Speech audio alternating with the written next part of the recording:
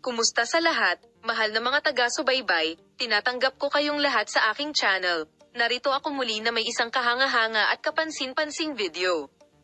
Bago lumipat sa aking video, huwag kalimutang mag-subscribe sa aking channel, i-like at ibahagi ang aking video. Ang mga nakakagulat na pahayag ay dumating muli tungkol kay Ozgie at Goldberg.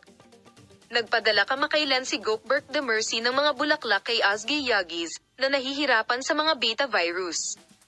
Bago sumabak sa paksa, huwag kalimutang ibahagi ang aming video at ibahagi ang iyong mga saloobin sa amin.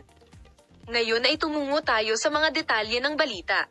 Oo, mahal naming mga tagasunod, nilalabanan ni Ozgie Yagis ang coronavirus, ngunit ang mabuting balita ay naipinakita ni Goldberg The Mercy ang kanyang suporta sa pamamagitan ng pagpapadala sa kanya ng mga bulaklak. Ngayon ang huling araw ni Ozgie sa ospital. At tinitiyak sa amin ng mga doktor na siya ay tumatanggap ng mahusay na pangangalaga.